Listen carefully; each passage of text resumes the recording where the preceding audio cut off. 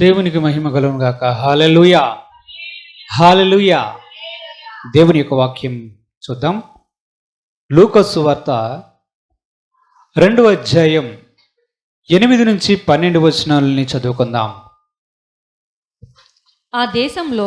ఆ దేశములో కొందరు గొర్రెల కాపరులు పొలములో ఉండి రాత్రివేళ తమ మందను కాచుకొనుచుండగా ప్రభువు దూత వారి యొద్దకు వచ్చి నిలిచెను.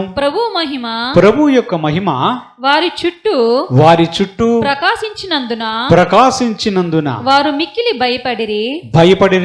అయితే ఆ దూత భయపడకుడి, ఇదిగో ప్రజలందరికీ కలగబోవు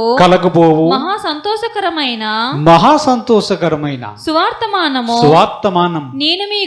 నేను మీకు తెలియజేయుచున్నాను.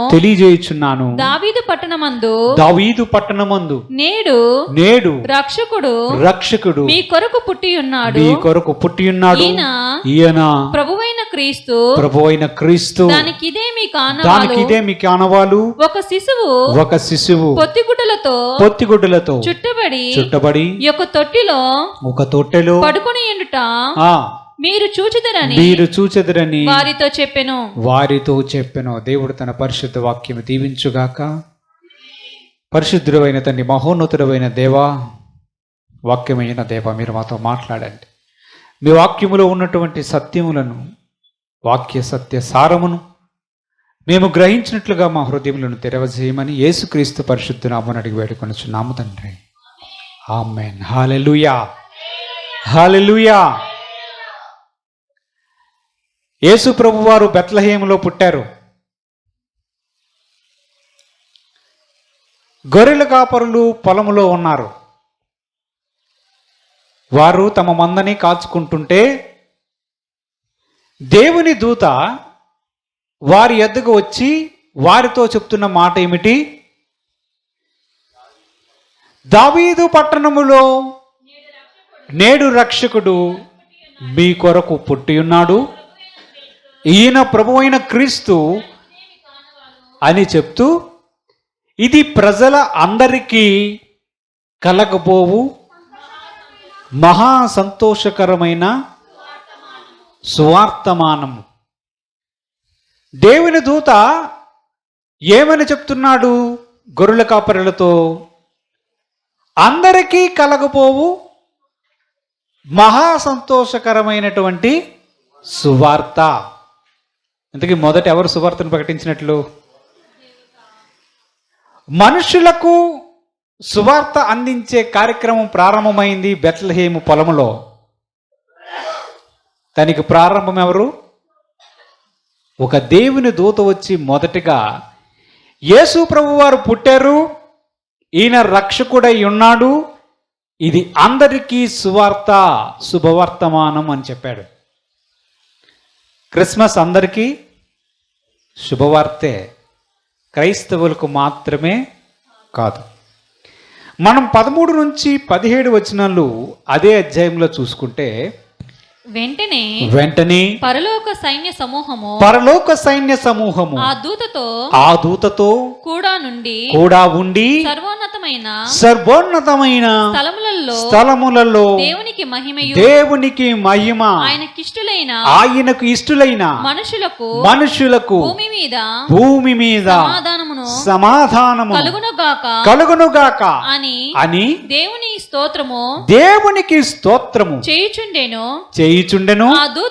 ఆ దూతలు తమ యొద్ద నుండి పరలోకమునకు వెళ్ళిన తరువాత ఆ గొర్రెల కాపరులు జరిగిన ఈ కార్యమును ప్రభువు మనకు తెలియజేయుచున్నాడు.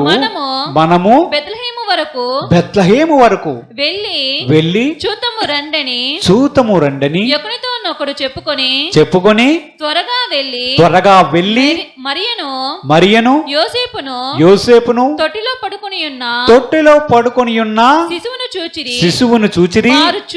వారు చూచి ఈ శిశువును గూర్చి తమతో చెప్పబడిన మాటలు ప్రచురం ఎవరికి చేశారు?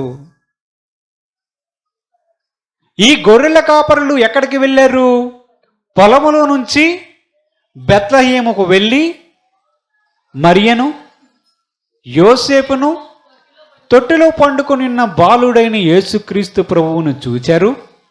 అలాగూ ఉన్నాయని చూచి ఆశ్చర్యపడి వారు ఏం చేశారు? ఎవరికి ప్రచురం చేశారు? ఇప్పుడు రెండో సువార్తికులు ఎవరు? గొర్రెల కాపర్లు రెండవ సువార్తికులుగా కనిపిస్తున్నారు. మొదట జ్ఞానుల దేవుని దూత వచ్చి మనుషులకు సువార్త చెప్పారు. వారేం చెప్పారు? అందరికీ సువార్తమానం అన్నారు. ఆ తర్వాత వీళ్ళు టెస్ట్ చేయడానికి వెళ్ళి చూసి అంతా అలాగే ఉంది, దూతలు చెప్పినట్లుగానే మొత్తం అంతా ఉండడంతో చూచి వారు వెళ్ళి మరికొంతమందికి సువార్తని ప్రకటించారు. సువార్త ఎక్కడ ప్రారంభమైంది? దేవదూత దగ్గర ప్రారంభమై మనుషుల దగ్గరికి వచ్చి మనుషుల నుంచి సువార్త ప్రారంభించడం జరిగింది. ఈ సువార్త ఎవరికని చెప్పారు? దేవదూత అందరికీ సువార్త అని చెప్పాడు. అంతేనా? యేసుక్రీస్తు ప్రభు అందరికీ ప్రభువు. రోమీలికి రాసినటువంటి పత్రిక 3వ అధ్యాయం 29వ వచనాన్ని ఒకసారి చదువుకుందాం. రోమీలికి రాసినటువంటి పత్రిక. దేవుడు యూదులకు మాత్రమే దేవుడా? యూదులకు మాత్రమే దేవుడా? అన్యజనులకు దేవుడు కాడా? అన్యజనులకు దేవుడు కాడా? అవును అవును, అన్యజనులకు దేవుడే. అన్యజనులకు దేవుడే. ఏమంటున్నాడు దేవుని యొక్క వాక్యం ద్వారా అపుస్తలుడైనటువంటి పౌలు గారు? దేవుడు యూదులకు మాత్రమే దేవుడా? కాదు, అన్యజనులకు కూడా దేవుడే. మరి ఈ సువార్తమానం ఎవరికి? క్రైస్తవులకా? ప్రతి ఒక్కరికి ఇది శుభవార్తమానం. అందరి కొరకు యేసుక్రీస్తు ప్రభు రక్షకునిగా ఈ భూమి మీదకి వచ్చి ఉన్నాడు. పేతురు గారు ఏం చెప్తున్నారు? అపొస్తలుల కార్యములు 10వ అధ్యాయం 34 నుంచి 36 వచనాలు మనం చూసుకుంటే అపొస్తలుడైనటువంటి పేతురు గారు ఏం చెప్తున్నారో చూద్దాం. దేవుడు పక్షపాతి కాడని నిజంగా గ్రహించి ఉన్నాను. నిజముగా గ్రహించి ఉన్నాను. ప్రతి జనములోను ఆయనకు భయపడి నీతిగా నడుచుకుని వారిని ఆయన అంగీకరించును. యేసుక్రీస్తు అందరికీ ప్రభు. యేసుక్రీస్తు అందరికీ ప్రభు.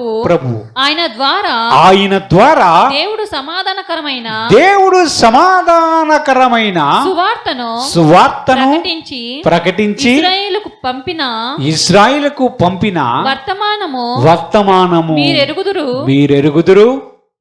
ఏమన్నాడు? యేసుక్రీస్తు ప్రభు అందరికీ ప్రభు. దేవుడు యేసుక్రీస్తు ప్రభు ద్వారా కూడా ఈ సువార్తని, సమాధానకరమైన సువార్తను ప్రకటించాడు అంటున్నాడు.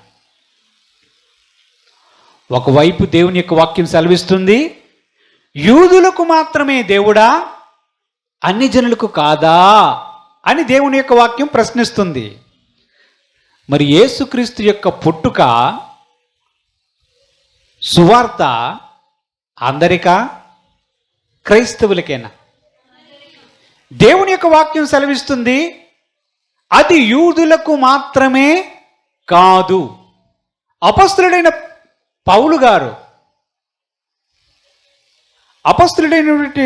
పౌలు గారు కూడా చెప్తున్నాడు అందరికీ దేవుడని.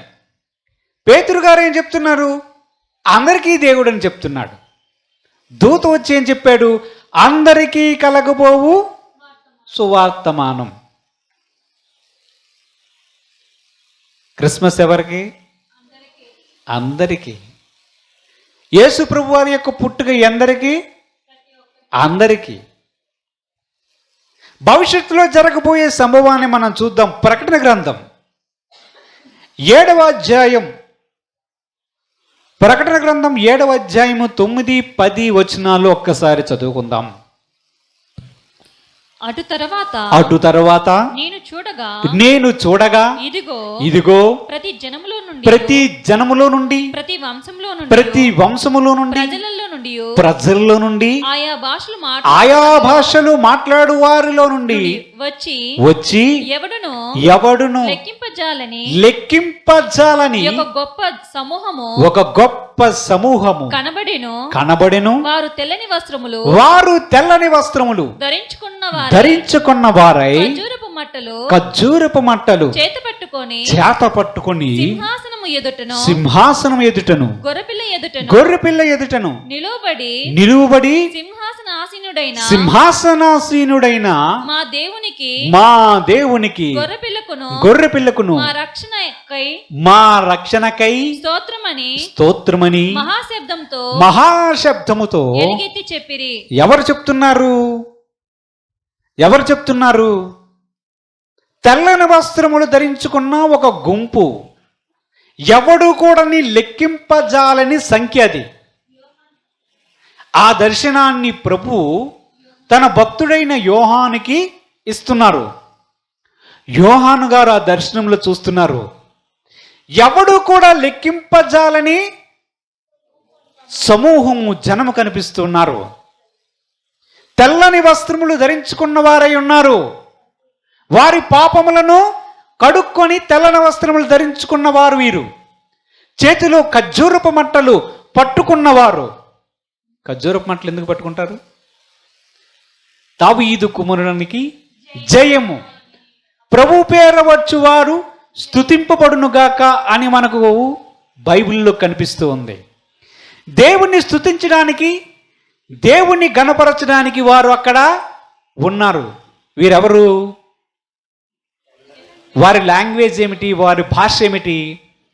వారి భాష ఏమిటి? హెబ్రీ భాష, అరబికా, హిందీయా, తమిళ? భూమి మీద ఉన్న సమస్త వంశములు, సమస్త జనములు, వారి భాషలు వేరే, వారి జనము వేరే, వారి దేశము వేరే, వారి పలుకు వేరే. వారందరూ కూడా సింహాసనం మీద కూర్చుని ఉన్న తండ్రి అయిన దేవుని ఎదుట, మన గొర్రెపిల్ల, మన రక్షకుడైనటువంటి యేసుక్రీస్తు ఎదుట వారు తెల్లని వస్త్రములు ధరించుకొని చేతిలో ఖర్జూరపు మంటలు పట్టుకొని నిలబడి, మా రక్షణకై నీవు చేసిన కార్యక్రమకై నీకు స్తోత్రం ప్రభువా అని చెప్పి ఎలుగెత్తి మహాశబ్దముతో లెక్కింపజాలని జనసంఖ్య చెప్తున్నారు. ఎక్కడిది? పరలోక రాజ్యములో. దేవుడికి స్తోత్రం కలుగును గాక. హల్లెలూయా. అంతమంది జనము చెప్తున్నారంటే ఎలా ఉంటుంది ఊహించుకుంటే? ఆ జనము ఒక్క జాతికి చెందినది కాదు. భాషలు వేరే, వంశాలు వేరే. అంటే అర్థం ఏమిటి? భూమి మీద ప్రపంచ దేశాలలో ఉన్నటువంటి సమస్త ప్రజలు కూడా రక్షింపబడము గురించి వచ్చిన దర్శనం. అందుకే మనం దేవుని యొక్క వాక్యంలో చూస్తున్నాం, దేవుడు అన్ని జనులకు కూడా దేవుడే. ఆయన యొక్క రక్షణ సమస్త మానవాళికి ఉచితముగా అనుగ్రహించబడుటకు యేసుక్రీస్తు ప్రభువారు ఈ లోకంలోనికి వచ్చారు. దేవదూత ఆ రాత్రి వేళ గొర్రెలు కాచుకుంటున్నటువంటి ఆ గొర్రెల కాపరి దగ్గరికి వచ్చిన చెప్పిన మాట అదే, మీకు శుభం, ప్రజలందరికీ కలగబోవు మహా సంతోషకరమైనటువంటి శుభవర్తమానం అని చెప్పాడు. దేవునికి మనస్సులో ఒకటి ఉంది. ఆ మనస్సులో ఉన్నటువంటి ఒక ప్రణాళిక ప్రకారమే ఇదంతా చేస్తూ ఉన్నాడు. ఆ ప్రణాళిక ఏమిటంటే మనము చూద్దాం. ఎఫెసీయులకు రాసినటువంటి పత్రిక 1వ అధ్యాయం 1వ అధ్యాయం 8 నుంచి 12 వచనాలు చదువుకుందాం. కాలము సంపూర్ణమైనప్పుడు సంపూర్ణమైనప్పుడు జరగవలసిన ఏర్పాటును బట్టి ఆయన తన దయా సంకల్పము చొప్పున తన చిత్తమును గూర్చిన మర్మమును మనకు తెలియజేసి మనము సంపూర్ణమైన జ్ఞాన వివేచన కలుగునట్లు ఆ కృపను మన ఎడల విస్తరింపజేసెను. ఈ సంకల్పమును బట్టి ఆయన పరలోకములో ఉన్నవే గాని భూమి మీద ఉన్నవే గాని సమస్తమును క్రీస్తునందు ఏకముగా సమకూర్చవలెనని తనలో తాను నిర్ణయించుకొనెను మరియు క్రీస్తునందు ముందుగా నిరీక్షించిన మనము తన మహిమకు కీర్తి కలుగజేయవలెనని దేవుడు తన చిత్త ప్రకారమైన సంకల్పమును బట్టి మనలను ముందుగా నిర్ణయించి ఆయన యందు స్వాస్థ్యముగా ఏర్పరచెను. ఆయన తన చిత్తానుసారముగా చేసిన నిర్ణయము చెప్పున సమస్త కార్యములను జరిగించుచున్నాడు. దేవునికి మహిమ కలుగును గాక. హల్లెలూయా. ప్రభు చెప్తున్నది ఏమిటి? దేవుడు ఒక ఆలోచన చేసుకున్నాడు. ఎప్పుడు? తనలో తాను చేసుకున్నాడంట. ఎవరి మనసులో ఉంది? దేవుని మనస్సులో ఒక ఆలోచన ఉన్నది. ఇది ఎప్పుడున్నదో తెలుసా? ఇది ఎప్పుడున్నదో తెలుసా? భూమికి పునాది వేయబడకు మునుపు తన మనస్సులో ఉన్నది ఇది. ఆ ఆలోచన ఏంటంటే ఆయన ఒక కార్యక్రమం చేయాలనుకున్నాడు. ఆ కార్యక్రమం పరలోకమందు కొన్ని విషయాలు ఉన్నాయి, సర్దుబాటు చేయవలసిన విషయాలు. భూమి మీద కొన్ని విషయాలు ఉన్నాయి, సర్దుబాటు చేయవలసినటువంటి విషయాలు. ఈ రెండిటిని కూడా ఆయన ఒకేసారి సరిచేయాలని అనుకున్నాడు. దానికి ఒక ప్లాన్ వేసుకొని దాని ప్రకారము జరిగించుకుంటూ వస్తూ దీన్ని క్రీస్తు ప్రభువు ద్వారా చేయాలని నిర్ణయించుకుని కాలము ఎప్పుడైతే సమీపిస్తూ ఉందో, కాలం ఎప్పుడైతే ఆయన అనుకున్నది నెరవేయడానికి సమయము సమీపించడం ప్రారంభిస్తూ ఉందో అప్పుడు అనుకున్నాడు, ఇప్పుడు నా మనస్సులో ఉన్న నా చిత్తమును, నా నిర్ణయాన్ని ఇప్పుడు బయలుపరుస్తాను అనుకున్నాడు. అనుకుని దాన్ని బయలుపరచడం ప్రారంభించాడు. దాని గురించి ఆయన తన ఏర్పాట్లను చేసుకుంటూ జరిగించుకోవడం ప్రారంభించాడు. ఆ ఏర్పాటులో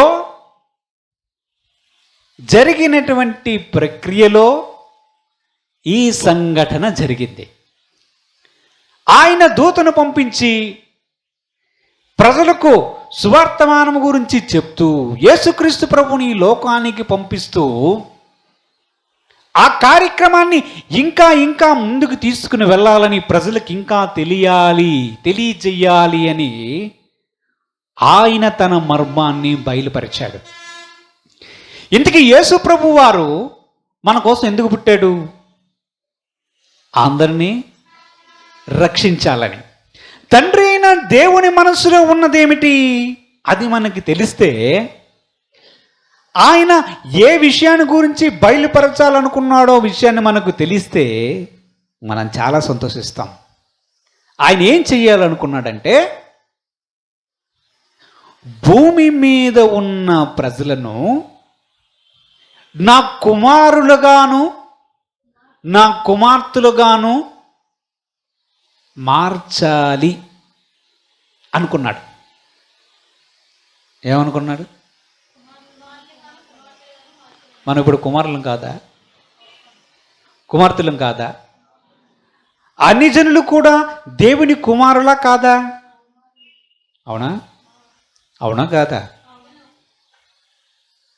కానీ వారిని కుమారులుగా ఆయన మార్చుకోవాలని ఎందుకు అనుకుంటున్నాడు?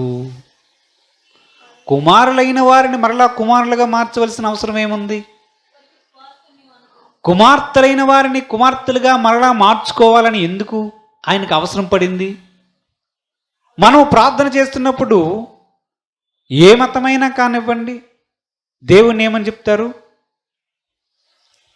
దేవుడు అని చెప్తారు. మనమైతే ఏం చెప్తాం? తండ్రి అని చెప్తాం. తండ్రి బిడ్డల సంబంధం మనకు కనిపిస్తుంది. ఇంత ఉన్నప్పుడు నిజముగా మనము దేవుని కుమారులము, దేవుని కుమార్తెలము అయినప్పుడు మరలా ఆయన కుమారులుగా చెయ్యాలని ఎందుకు అనుకున్నాడు? అంటే మనం ఇప్పుడు కుమారులం కాదా? రక్షణ పొందకమునుపు కుమార్తెలము కామా? ఈ విషయం గురించి మనం ఆలోచన చేస్తే అదే ఎఫ్ఎసీలకు రాసిన పత్రిక 1వ అధ్యాయంలోనే 4 నుంచి 7 వచనాలు చదువుకుందాం. ఎట్లనగా తన ప్రియుని యందు తాను ఉచితముగా మనకు అనుగ్రహించిన కృపా మహిమ కీర్తి తన కృపా మహిమకు కీర్తి కలుగునట్లు తన చిత్త ప్రకారమైన దయా సంకల్పము చొప్పున యేసుక్రీస్తు ద్వారా తనకు కుమారులుగాను స్వీకరించుటకై. అది ఏమంటున్నాడు? కుమారులుగా స్వీకరించే కార్యక్రమం ఒకటి ఉంది. ఏం కార్యక్రమం ఇది? అడాప్షన్ కార్యక్రమం ఒకటి ఉంది. దత్తత కార్యక్రమం ఒకటి ఉంది. చదవండి. మనలను ముందుగా తన కోసము నిర్ణయించుకొని మనము తన ఎదుట పరిశుద్ధులమును నిర్దోషులమని ఉండవలెనని జగత్ పునాది వేయబడక మునుపే ప్రేమ చేత ఆయన క్రీస్తులో మనలను ఏర్పరచుకొనెను. దేవుని కృపా మహిమ దైశ్వర్యమును బట్టి ఆ ప్రియుని యందు ఆయన రక్తము వలన మనకు విమోచనము అనగా మన అపరాధములకు క్షమాపణ మనకు కలిగి ఉన్నది. ఏం చెప్తున్నాడు దేవుడు? దత్తత కార్యక్రమం ఒకటి ఉంది. ఏం కార్యక్రమం అది? దత్తత కార్యక్రమం. ఒకసారి యేసు ప్రభు వారు అంటారు, మేము అబ్రహాము సంతానం. మీ తండ్రి అపవాది సంబంధులు. మీరు మీ తండ్రి ఎవరు? మీ తండ్రి అపవాది సంబంధులు మీరు అనే మాటను ఆయన ప్రస్తావించడం మనకు కనిపించిందా? ఎప్పుడైనా బైబిల్లో చదివారా? ఇప్పుడు యేసు ప్రభు వారి ద్వారా ఏం చేయాలనుకుంటున్నాడు దేవుడు? దత్తత కార్యక్రమం ఒకటి ఉంది.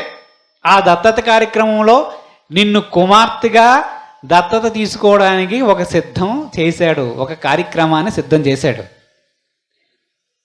ఎవరి ద్వారా? యేసుక్రీస్తు ప్రభువు ద్వారా చేశాడు. ఎందుకంటే దత్తత తీసుకునే ముందు ఎలిజిబిలిటీ కండిషన్స్ ఉన్నాయి కొన్ని. నిర్దోషులు, నిష్కలంకులు ఎవడు పడతాడు దత్తత తీసుకుంటే కుదరదు. నిర్దోషులుగా ఉండాలి, నిష్కలంకులుగా ఉండాలి. దీని ద్వారా దత్తత కార్యక్రమాన్ని ప్లాన్ చేశాడు మన దేవుడు. దేనికోసం ఈ కార్యక్రమం? మనము కుమార్తెలుగాను అవ్వవలసిన అవసరం ఉన్నది. అందుకే అందరూ కుమారులు అవ్వడానికి అవకాశం ఉంది. రండిరా బాబు, యేసుక్రీస్తు పుట్టాడు. యేసుక్రీస్తు నీ పాపముల నుంచి మిమ్మల్ని విమోచిస్తాడు. నేడు యేసుక్రీస్తు ప్రభువు పుట్టాడు, ఈయన మీ రక్షకుడు అనే సువార్తమానాన్ని ప్రకటించడానికి కారణం దత్తత కార్యక్రమం. ఇదొక కార్యక్రమం ఉంది. ఇది ప్లాన్ ఎప్పుడుంది దేవుని మనస్సులో?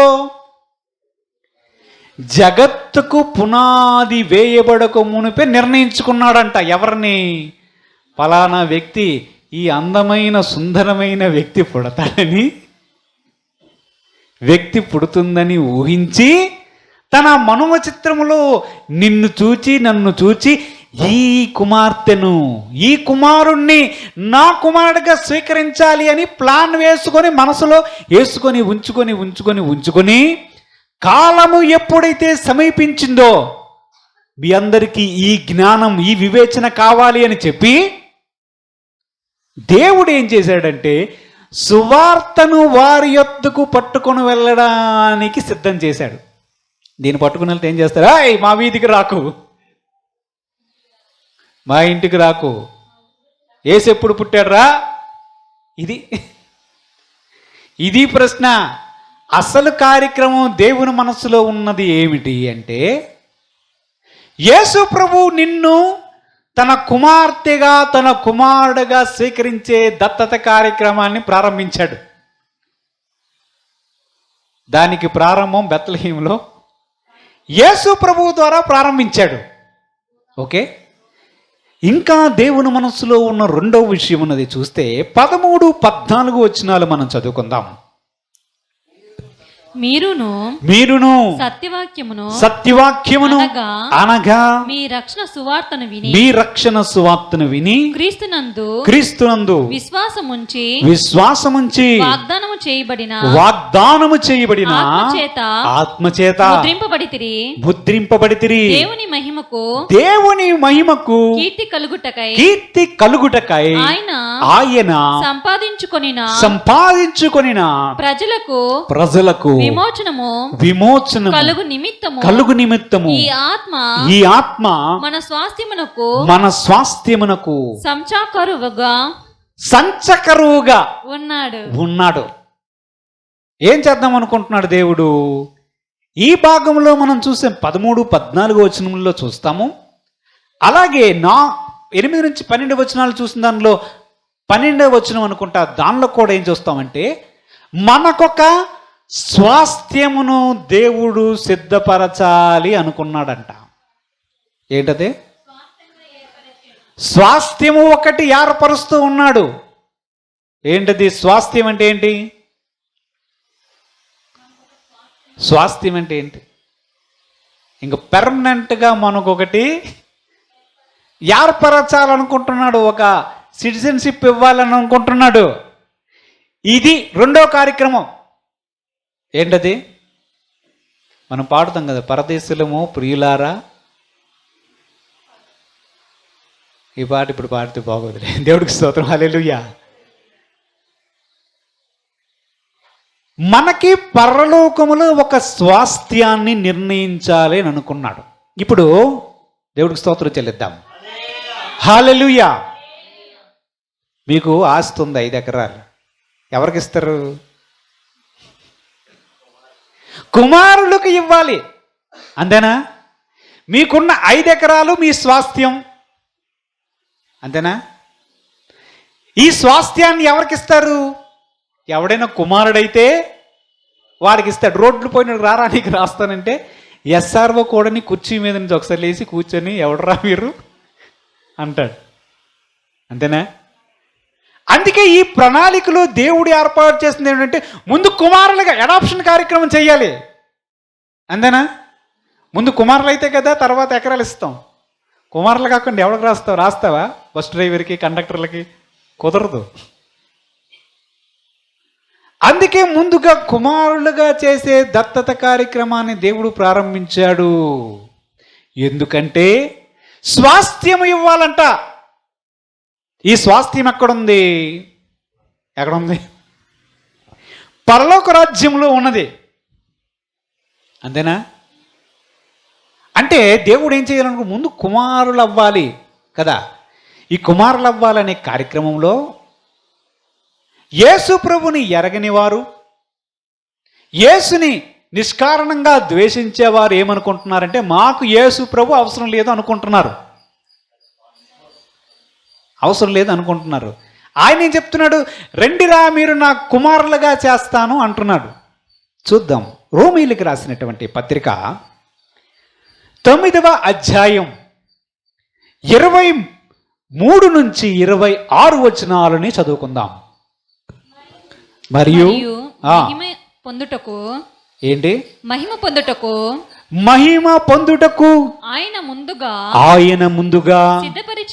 సిద్ధపరిచిన కరుణా పాత్ర ఘటముల ఎడల అనగా యూదులలో నుండి మాత్రము కాక అన్యజనులలో నుండి ఆయన పిలిచిన మన ఎడల తన మహిమైశ్వర్యమును కనపరచవలనని ఆ ప్రకారము నా ప్రజలు కాని వారికి నా ప్రజలనియు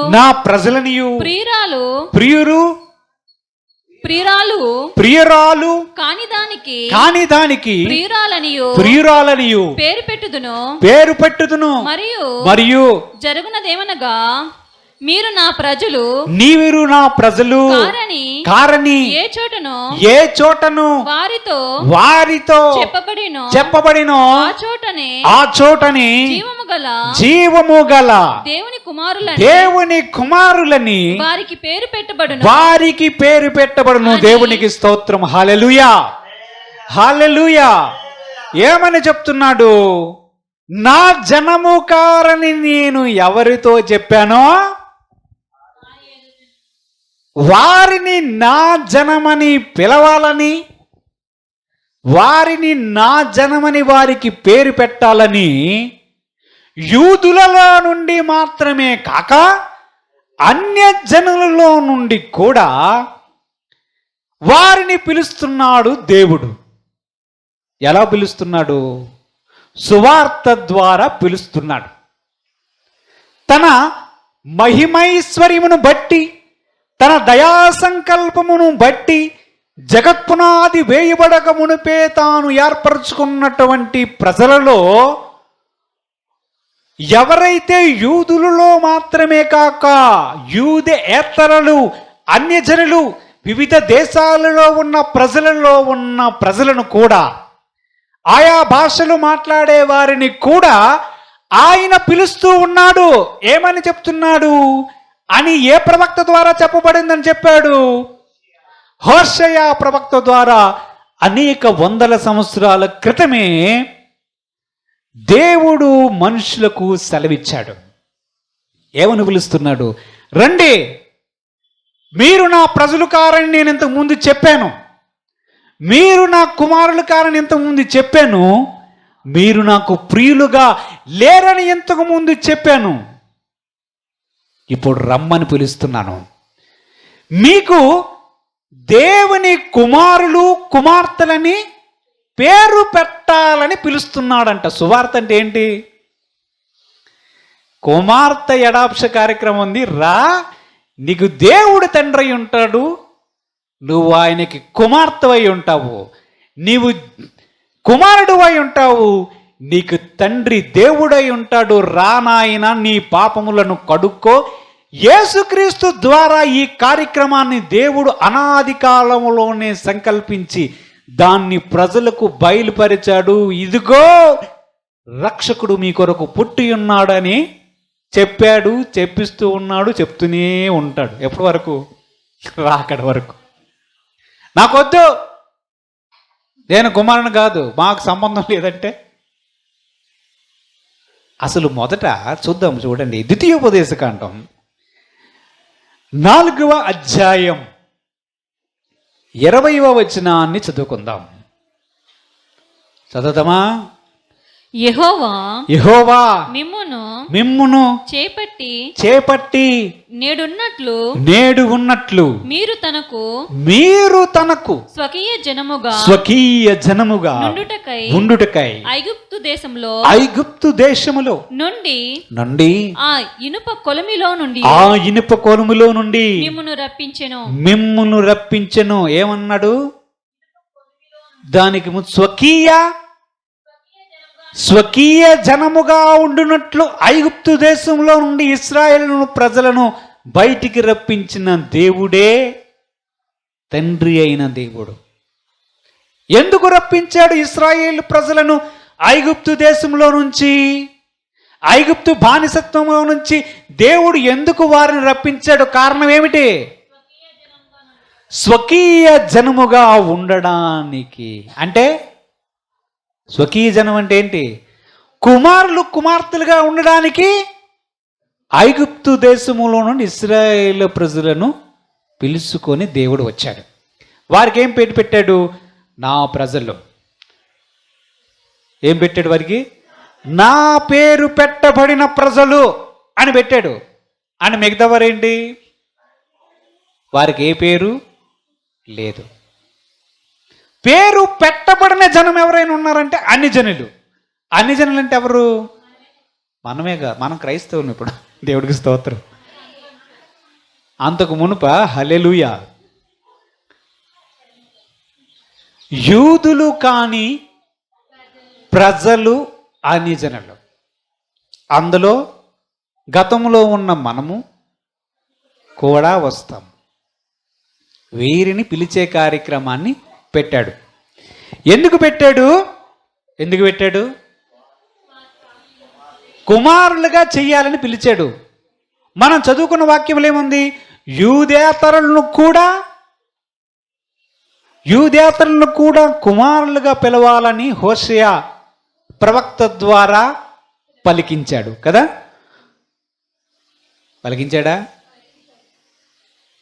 మనం చివరికి ఏమవుతాం అయితే? దత్తత కార్యక్రమం ద్వారా మనం కుమారులు అవ్వాలి కదా. ఈ దత్తత కార్యక్రమంలో ప్రథమ పని ఏమిటి? పాపములను కడుగుకొనుట, పరిశుద్ధులుగా మార్చబడుట, దేవుని ఎదుట నిష్కలంకులుగా నిలవబడాలి. దీనికి ఏం కావాలి? రక్షణ కావాలి. పాపములను యేసుక్రీస్తు నామములో కడుగుకోవాలి కదా. దీనికి ఏం చేశాడంటే చూద్దాం. చూడండి, రోమీలకు రాసినటువంటి పత్రిక 8వ అధ్యాయం 14 నుంచి 17 వచనాలని చదువుకుందాం. ఆగు. దేవుని ఆత్మ చేత ఎందరూ నడిపింపబడుదురో వారందరూ దేవుని కుమారులయ్యుందురు. ఏలయనగా భయపడుటకు మీరు దాస్యత్వపు ఆత్మను పొందలేదు గాని దత్తపుత్ర ఆత్మను పొందితిరి. ఆత్మను కలిగిన వారై మనము అబ్బా తండ్రి అని మొరపెట్టుచున్నాము. మనము దేవుని పిల్లలమని ఆత్మ తానే మన ఆత్మతో కూడా సాక్ష్యమిచ్చుచున్నాడు.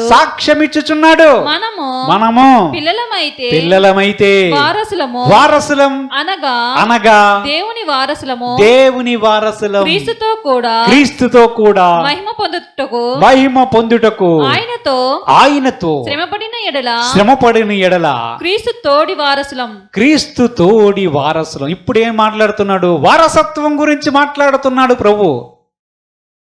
కుమారులు వారసత్వం ఏమని చెప్తున్నాడు? కుమారులు అవ్వాలి, కుమార్తెలు అవ్వాలి కదా. అంతేనా? దీనికి ఆయన చెప్తున్నాడు, మీరు దత్తపుత్రాత్మను పొందాలి.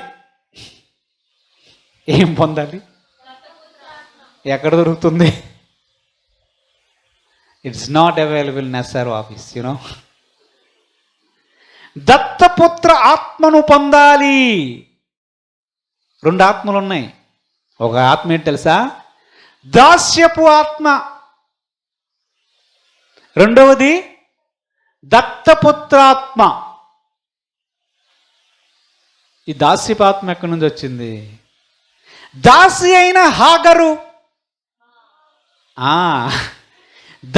అయిన హాగరు యొక్క కుమారుడు అబ్రహాము కుమారుడే, కానీ వాగ్దాన కుమారుడు కాడు. వాగ్దాన కుమారుడు ఎవరు? స్వతంత్రురాలు యొక్క కుమారుడు, అనగా సారాయి యొక్క కుమారుడు ఇస్సాకు కదా.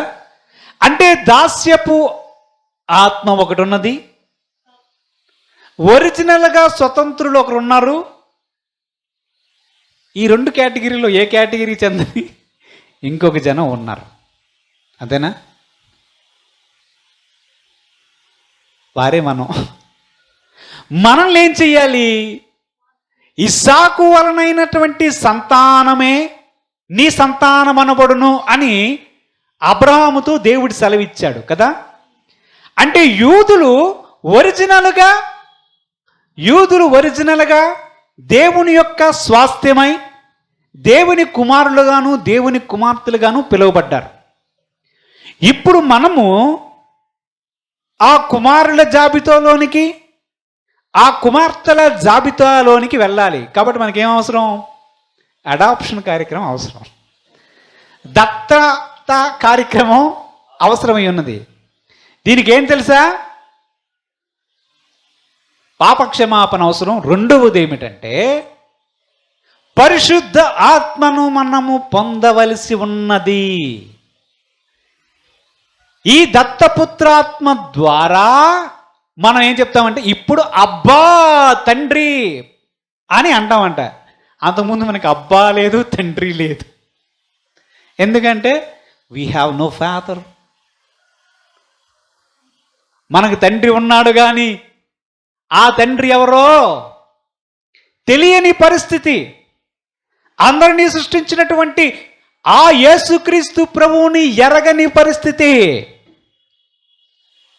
కాబట్టి దత్తత కార్యక్రమములో పరిశుద్ధ ఆత్మ మనలను దత్తపుత్రాత్మగా మనలో పనిచేస్తూ మనల్ని దత్తత కుమార్తె, దత్తత కుమారుడుగా చేస్తాడు. ఈ వాక్య భాగాన్ని ఇలాగే పట్టుకొని మనం ఇందాక ఎఫెసీయులకు రాసినటువంటి పత్రిక 1వ అధ్యాయంలో 13, 14 వచనాలు చదువుకున్నాం కదా. ఆ చివరి వచనాన్ని చదవండి. 14వ వచనంలో ఏమున్నది? దేవుని మహిమకు కీర్తి కలుగుటకై ఆయన సంపాదించుకొనిన ప్రజలకు విమోచనము కలుగు నిమిత్తం ఈ ఆత్మ మన స్వాస్థ్యమునకు సంచకరు అయ్యున్న. సంచకరు అంటే ఇంగ్లీష్లో ఏముంటుంది తెలుసా? It's a pledge. ప్లెడ్జ్ అంటే ఏంటి? వాగ్దానం అన్నమాట. It's like down payment. అంటే ఏంటి? పరలోకంలో మనకి ఇవ్వబడినటువంటి శాశ్వతమైన స్వాస్థ్యం ఉంది తెలుసా. యాక్చువల్గా స్వాస్థ్యానికి మనం అర్హులం కాదు. ఆ స్వాస్థ్యం ఏమిటని దేవుడు చెప్తాడంటే వాడబారనిది, అక్షయమైనది, శాశ్వతమైనది. అక్కడ ఎవరు ఉంటారు? తేజోవాసులు ఉంటారు, పరిశుద్ధులు మాత్రమే ఉంటారు. అక్కడికి వెళ్ళాలంటే మార్గం ఎవరు? యేసు ప్రభువు వారు. దేనికి మార్గం? దత్తత కార్యక్రమానికి కూడా మార్గం ఆయనే. ఇప్పుడు చదవబడిన వాక్యంలో ఏం చూస్తున్నాం? పరిశుద్ధ ఆత్మ ద్వారా మీరు ముద్రించబడ్డారంట. ఒక ముద్రణ కార్యక్రమం కూడా జరిగింది. ఆ ముద్రణ కార్యక్రమం ఏంటంటే స్టాంపులు పడ్డాయి. నీవు కుమార్తెవి, నీవు కుమారుడివి అనే కార్యక్రమాన్ని దేవుడు పరిశుద్ధాత్మ ద్వారా చేయించాడు. ఆ ముద్ర వేయించి ఆ పరిశుద్ధాత్మను సంచకరువుగా మనకు అనుగ్రహించాడు. అంటే నీకు పరలోకం గ్యారంటీ, నిత్యమైన ఆ స్వాస్థ్యము నీకు గ్యారంటీ అని ఒక టోకెన్గా, ఒక సూచనగా పరిశుద్ధ ఆత్మను మనకి ఇచ్చి ఆ దత్తపుత్రాత్మ ద్వారా మనలను కుమారులుగాను కుమార్తెలుగాను చేసి ఏం చేశాడు? ఆ స్వాస్థ్యమునకు వారసులుగా చేశాడు. దేవునికి స్తోత్రం, హల్లెలూయా కదా. ఆ మనం చదువుకున్నటువంటి వాక్య భాగంలో ఏమనుంది? 8వ అధ్యాయం 17వ వచనంలో ఏముంది? క్రీస్తుతో కూడా సమాన వారసులం. ఉందా ఉందా ఉందా లేదా? శ్రమ పడిన ఎడల అది అంటే ఇప్పుడు ఎవరితో వారసులం మనం? అర్థమవుతుందా? ఎవరితో వారసులం అంటే ఇంకొక వారసుడు ఉన్నాడు, ఇంకొక వారసుడు ఉన్నాడు. మెయిన్ వారసుడు ఎవరు? యేసుక్రీస్తు ప్రభువారు. ఆయనతో పాటు సమానంగా వారసత్వాన్ని ఇస్తాడట దేవుడు. హల్లెలూయా. యేసు ప్రభు అసలైన వారసుడు. దేవుని యొక్క వాక్యంలో మనం చూస్తే రోమీలకు రాసినటువంటి పత్రిక 8వ అధ్యాయంలోనే 29-30 వచనాలు చదువుకుందాం. ఎందుకనగా తన కుమారుడు అనేక సహోదరులలో జ్యేష్ఠుడగునట్లు దేవుడు ఎవరిని ముందు ఎరిగెనో వారు తన కుమారునితో సారూప్యము గలవారగుటకు వారిని ముందుగా నిర్ణయించెను మరియు ఎవరిని ముందుగా నిర్ణయించెను వారిని పిలిచెను ఎవరిని పిలిచెను వారిని నీతిమంతులుగా తీర్చెను ఎవరిని నీతిమంతులుగా తీర్చెను వారిని మహిమపరిచెను. హల్లెలూయా. ఈ పిలుపు కార్యక్రమం మనకు కనిపిస్తుంది. మరలా ఎవరిని ముందుగా నిర్ణయించెను వారిని పిలిచాడంట. ఎప్పుడు నిర్ణయించాడు? జగత్పునాది వేయబడక మునిపే పిలిచాడు. ఆ పిలిచిన వారు ఎవరున్నాం? మనం ఉన్నాం. ఇంకా పిలుస్తూనే ఉన్నాడు, ఇంకా పిలుస్తూనే ఉన్నాడు. ఎందుకు? క్రీస్తుతో కూడా సమాన వారసత్వం పొందడానికి. తన కుమారుడైనటువంటి యేసుక్రీస్తు ప్రభు సహోదరులలో జ్యేష్ఠుడంట. అంటే ఏమిటి? యేసుడు మాయన్న కాదా? ఉంది కదా, ఉందా లేదా? యేసు ప్రభు వారు మనకి ఇప్పుడు ఏమవుతారు? అన్నయ్య అవుతాడు. ఎవరవుతారు? మన అన్న అవుతాడు యేసు ప్రభు వారు. ఎలాగవుతాడు? సహోదరులలో జ్యేష్ఠుడంట. సహోదరులు ఎలాగవుతారు? మన సహోదరుడు యేసు ప్రభు ఎలాగవుతారు చెప్పండి? ఒక కుటుంబంలో ఉన్నవాడు సహోదరులు అవుతారు. అంతేనా? రోడ్డు పై మీద నువ్వు సహోదరుడు అంటే మామూలు పిలవచ్చు. హలో బ్రో అంటే ఎస్ టెల్ మీ బ్రో అంటాడు. ఆ తర్వాత వాడికి నీకు సంబంధమే ఉండదు. సహోదరుడు అవ్వాలి. ఎవరవ్వాలి? నేనవ్వాలి. సహోదరుడు అవ్వాలి. ఎవరవ్వాలి? ఇంకా రక్షణ పొందని వారు అవ్వాలి. సహోదరి అవ్వాలి. ఎవరవ్వాలి? నువ్వవ్వాలి. ఆల్రెడీ అయిపోయావు. సహోదరులు అవ్వాలి. ఇంకెవరవ్వాలి? ఇంకా రక్షణ పొందని వారు అవ్వాలి. వాళ్ళందరికీ అన్న ఎవరు? మన ప్రభు అయిన యేసుక్రీస్తు ప్రభు. దేవుడికి స్తోత్రం. హల్లెలూయా. ఎప్పుడవుతారు? ఆయన యొక్క సారూప్యంలోనికి సమాన సారూప్యం రావాలి. వచ్చినట్లుగాను సమాన వారసులు అగునట్లుగాను దేవుడే ఈ కార్యక్రమాన్ని ప్రారంభించాడు. దాన్ని కార్యసిద్ధి కూడా కలుగజేస్తూ ఉన్నాడు. ఎందుకు ఇదంతా? మనము ఆ స్వాస్థ్యములోనికి వెళ్ళాలి కదా. అక్కడ ఎవరు ఉంటారు? కొలస్సీలకు రాసినటువంటి పత్రిక 1వ అధ్యాయం 12వ వచనాన్ని చదువుకుందాం. కొలస్సీలకు రాసినటువంటి పత్రిక 1వ అధ్యాయం. అందుచేత ఈ సంగతి వినిన నాట నుండి మేము మీ నిమిత్తము ప్రార్థన చేయటం మానక మీరు సంపూర్ణ జ్ఞానమును ఆత్మ సంబంధమైన గలవారును వివేకమును గలవారును ఆయన చిత్తమును పూర్ణముగా గ్రహించిన వారునై ప్రతి సత్కార్యములలో సఫలులుగా వచ్చు దేవుని విషయమై జ్ఞానమందు అభివృద్ధి పొందుచు అన్ని విషయములలో ప్రభువును సంతోషపెట్టినట్లు ఆయనకు తగినట్టుగా నడుచుకొనవలెననియు ఆనందముతో కూడిన పూర్ణమైన ఓర్పును దీర్ఘశాంతమును కనపరచునట్లు ఆయన మహిమా శక్తిని బట్టి సంపూర్ణ బలముతో బలపరచబడవలెననియు తేజోవారసులైన పరిశుద్ధుల స్వాస్థ్యములో పాలివారమగుటకు మనలను పాత్రులుగా చేసిన తండ్రికి మీరు కృతజ్ఞతాస్తుతులు చెల్లింపవలనని దేవుణ్ణి బతిమాలుకొనుచున్నాము. హల్లెలూయా హల్లెలూయా. ఏమంటున్నాడు? సంపూర్ణమైన జ్ఞానము, దేవుని చిత్తము తెలుసుకోవాలి మీరు అంటున్నాడు కదా, అంతేనా? తండ్రి ఏం చెప్తున్నాడు?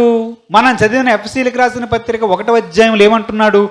దేవుని మనస్సులో ఒక సంపూర్ణమైనటువంటి ఆలోచన ఉన్నది, ఆ చిత్తం ఉన్నది, ఆ చిత్తం తెలుసుకోవాలంటున్నాడు. అంతేనా? ఒక జ్ఞానము తెలుసుకోవాలి, ఒక వివేచన తెలుసుకోవాలి, మీకు అవగాహన కలిగి ఉండాలని దేవుడు దాన్ని బయలుపరుస్తూ ఉన్నాడని అనుకున్నామా?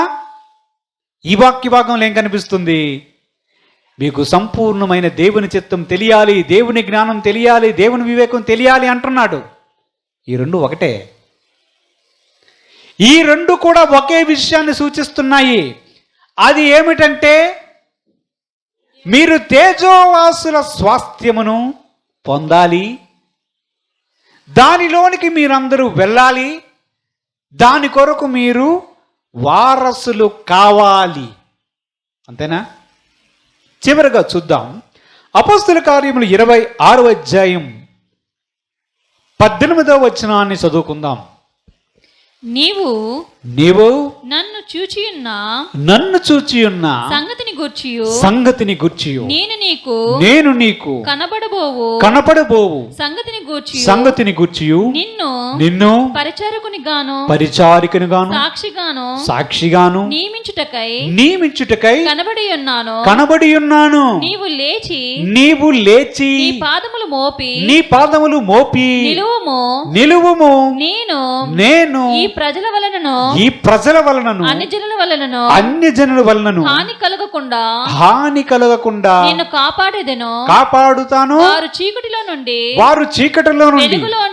వెలుగులోనికి సాతాను అంధకారములో నుంచి దేవుని వైపునకు తిరిగి నా యందలి విశ్వాసము చేత పాపక్షమాపణను పరిశుద్ధపరచబడిన వారిలో స్వాస్థ్యమును పొందునట్లు వారి కనులు తెరుచుటకై నేను నిన్ను వారి యొద్దకు పంపెదనని చెప్పెను. ఎవరితో చెప్తున్నాడు? ఎవరు చెప్తున్నారు? అపొస్తలుడైనటువంటి పౌలు గారు ఎవరికి చెప్తున్నారు? అపొస్తలుడైన పౌలు గారు చెప్తున్నారా? అపొస్తలుడైన పౌలు గారికి యేసు ప్రభు వారు దమస్కు మార్గములో దర్శనమిచ్చి చెప్తున్న మాట. ఆ మాటలు మనం జాగ్రత్తగా గమనిస్తే యేసు ప్రభు చెప్తున్నటువంటి మాటను చూడండి.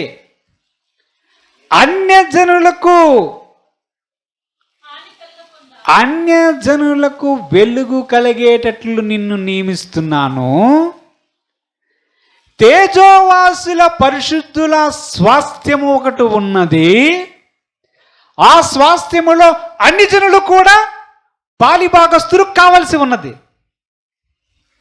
దానికోసం నేను పంపిస్తున్నాను అన్నాడు. అర్థమైందా లేదా? తేజోవాసుల ఎక్కడున్నారు? తేజోవాసులు ఎక్కడున్నారు? తేజోవాసులు?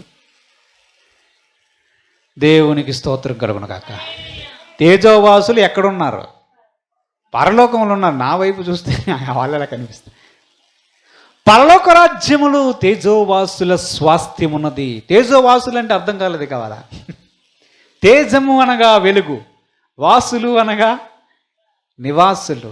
అంటే వెలుగులో నివసిస్తున్నటువంటి ప్రజలు ఉన్నారు. ఎవరు వాళ్ళు? పరలోకంలో నివసించేవారు. అక్కడ ఉంది స్వాస్థ్యం. ఆ స్వాస్థ్యములోనికి మనల్ని పిలిచాడు. చీకటిలో నుంచి వెలుగులోనంటే ఏ చీకటి, ఏ లైటు? రాత్రి నుంచి తెల్లవారు కాదు. సాతాను యొక్క అంధకారములో నుంచి పిలిచి తేజోవాసులు నివసించే ఆ స్వాస్థ్యములోనికి, పరలోక రాజ్యము లోనికి పిలిచాడు. దానికోసం అపొస్తలులైన పౌలు గారికి పరిచారకునిగా నియమించాడని యేసుక్రీస్తు ప్రభు వారు చెప్పారు. ఓకే, ఇప్పుడు ఈ విషయాలన్నిటి బట్టి మనకేమర్థమైంది? యేసు ప్రభు స్వయంగా తన నోటి వెంబడే అపొస్తలుడైనటువంటి పౌలు గారితో చెప్తున్న మాటను చూస్తే, అన్ని జనుల దగ్గరకు పంపిస్తానురా బాబు నిన్ను అంటున్నాడు. తేజోవాసులలో స్వాస్థ్యము వారు పొందాలి, ఆ కార్యక్రమం చేయడానికి నిన్ను పంపిస్తున్నాను అంటున్నాడు కదా. అంతేనా? అంటే అన్ని జనులకు కూడా నేనే దేవుడిని, నా ద్వారానే రక్షణ ఉన్నదని చెప్తున్నట్ట కాదా? చెప్తున్నట్టే కాదా? అర్థం అవ్వాలి కదా. అర్థమైందా లేదా? ఆ అన్య జనుల్లో నుంచే, యూదేతరుల్లో నుంచే మనను కూడా యేసు ప్రభు వారు రక్షించారు. దేవుడికి స్తోత్రం చెల్లిద్దాం. హల్లెలూయా. ఆయన యొక్క పరిశుద్ధాత్మ ద్వారా మనలను ముద్రించాడు. ఆయన పరిశుద్ధాత్మను మనకి సంచకరువుగా అనుగ్రహించాడు. దత్తపుత్రాత్మను మనకు అనుగ్రహించాడు. దాస్యపు ఆత్మలో మనము లేకుండా మనలను చేశాడు. ప్రియురాలు కాలనేటువంటి మనుషులమైనటువంటి మనలను తన ప్రియుడు, ప్రియురాలని పిలిపించుకునేటట్లుగా చేసుకున్నాడు. మనలను తన కుమారుడుగా, నీవు నా కుమారుడువు, నీవు నా కుమార్తెవు అన్నట్లుగా ఆయన మార్చుకున్నాడు. క్రిస్మస్లో ఉండే దేవుని యొక్క ముఖ్య ఉద్దేశం ఇది కూడా ఉంది. అనాది సంకల్పములు దేవుడు ఏర్పరచుకున్నటువంటి ప్రజలము మనము, వారిని పిలుస్తున్నాడు. వారిని ఇది దత్తత తీసుకోవాలని చూస్తున్నాడు. వారికి పాపక్షమాపణ ఇవ్వాలని, వారిని నిష్కలంకులుగాను నిర్దోషులుగాను తన ఎదుట నిలవబెట్టుకోవాలని, తన ఆత్మ ద్వారా వారిని ముద్రించి వారిని కుమారులుగాను కుమార్తెలుగాను మరచుకోవాలని, క్రీస్తుతో పాటు సమానమైనటువంటి వారసులుగా మనల్ని, వారిని చెయ్యాలని దేవుడు తలంచాడు. ఎంత గొప్ప దేవుడు ఈయన! నిజంగా దేవుడు అంటే ఎలా ఉండాలి? అపొస్తలుడైన పౌలు గారితో మాట్లాడుతున్న మాట దేవుడు ప్రభు యేసుక్రీస్తు చూస్తే, అన్ని జనులు కూడా తేజోవాసుల స్వాస్థ్యములో పాలిభాగస్తులు అవ్వాలని, నా నామము ఎరగని ప్రజల యొద్దకు నిన్ను పంపిస్తాను. యూదుల్లో నుంచి నిన్ను ప్రత్యేకించి నా నామం ఎరగని ప్రజల యొద్దకు పంపించి, వారికి కూడా నేనే రక్షకుడునని, వారికి కూడా నా ద్వారానే తండ్రి యొద్దకు మార్గం ఉన్నదని, వారికి కూడా నా ద్వారే పాపక్షమాపణ ఉన్నదని, వారికి కూడా నా ద్వారే దత్తపుత్ర కార్యక్రమం ఉన్నదని నీవు వారికి తెలియజేయాలని దేవుడు పౌలు గారిని నిర్ణయించడం ఎంత గొప్ప విషయం. యేసు ప్రభువారు అందరికీ ప్రభు. యేసు ప్రభువారు యూదులకు మాత్రమే కాదు, అన్ని జనులకు కూడా దేవుడే. అందరినీ సృష్టించింది ఆయనే. పరలోక దర్శనంలో యోహాను చూస్తున్న అనేక జనసంఖ్య, లెక్కింపలేని జనసంఖ్య, వారి చేతుల్లో ఖర్జూరపు మట్టలు, వారి భాషలు, వారి జనము, వారి వస్త్రములు మనం చూస్తే మనకేమర్థమవుతుంది? యేసు ప్రభు అందరి కోసం పుట్టాడు, అందరి కోసం మరణించాడు. యేసు ప్రభులో ఉన్న రక్షణ అందరికీ ఉన్నది. ఇదే వర్తమానాన్ని దూత గొర్రెల దగ్గరికి తీసుకుని వచ్చాడు రాత్రి. దేవుడు తన పరిశుద్ధ వాక్యం దీవించుగాక. ప్రార్థన చేద్దాం. పరిశుద్ధుడు అయిన తండ్రి, మహోన్నతుడు అయిన దేవా, నీవందరికీ ప్రభువు. ప్రభువా, నీవు సర్వమానవాళికి రక్షకుడై ఉన్నావు. ఇది అందరికీ శుభవర్తమానం. నీ ద్వారా రక్షణ ఉన్నది ప్రభువా, నీ ద్వారా విమోచన ఉన్నది, నీ ద్వారా మనుషులు నిష్కలంకులుగాను నిర్దోషులుగాను తండ్రి ఎదుట నిలవబెట్టాలని నీవు నీ ప్రాణ త్యాగం చేశావు ప్రభువా. నీ దత్తపుత్రాత్మను మాకు అనుగ్రహించి అబ్బా తండ్రి అని నీకు మొరపెట్టే భాగ్యాన్ని మాకు దయచేశావు. నీవు మాకు తండ్రిగా ఉన్నావు, మేము మీకు కుమారులుగాను కుమార్తెలుగాను మీరు స్వీకరించినందుకు మీకు ధన్యవాదాలు. మరణం వరకు నమ్మకం ఉండే కృప మాకు దయచేయండి. ఈ వాక్యాన్ని వింటున్న వారి హృదయంలో ఫలింపజేసి వారిని కూడా నీవు పిలుస్తున్నావని, వారు కూడా నీ కుమారులుగాను కుమార్తెలుగాను స్వీకరించాలని నీవు సిద్ధముగా ఉండి ఈ సత్యవార్త వారి యొద్దకు కూడా పంపిస్తున్నావని వారి గుర్తెరిగి నీ యందు ఉన్నటువంటి ఉచితమైన రక్షణను వారు కూడా స్వీకరించే భాగ్యం అనుగ్రహించమని యేసుక్రీస్తు పరిశుద్ధ నామమున అడిగి వేడుకొనుచున్నాము తండ్రి. ఆమేన్.